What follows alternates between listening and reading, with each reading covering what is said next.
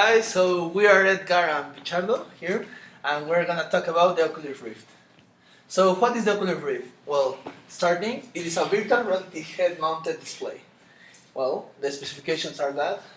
Well, it's a display that has two lenses, each lens for an eye, and the pixels are LEDs. It comes with headphones and stuff. It is used mainly for video games or for movies in order to have more virtual intelligence. The reality. Well, so how it works? Let's start with the inputs. The first input is the information, the image and the audio from the different places. It can come from the Xbox One, that is one of the platforms that accept this, or the other is the PC normal.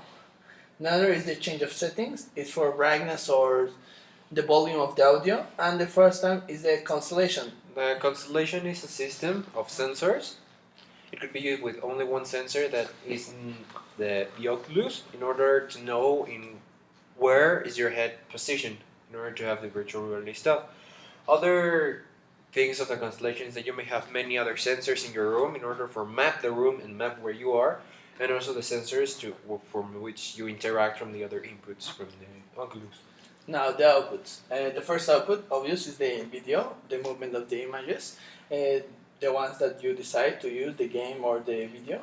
The next one is the audio, the music from the, I need to say game or maybe some different music that you choose.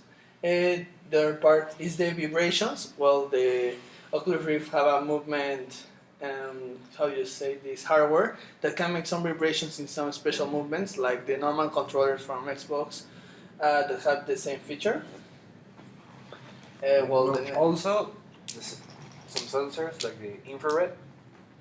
It's The for sensors that it has is an infrared for for the 3D space, and the Oculus Touch. that is more like a game control for that part. Now the algorithm of use. Well, first is the user that needs to decide information that is a game or video.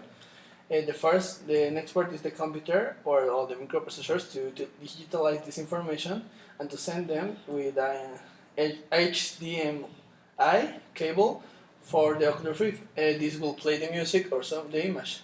It has to have a SDK for virtual images. The SDK has to be linked with a Unit 5 or Unreal Engine 4 or a CryEngine software in order to work. The Oculus links with the operating system of the software you connect directly, or it has its own operating system.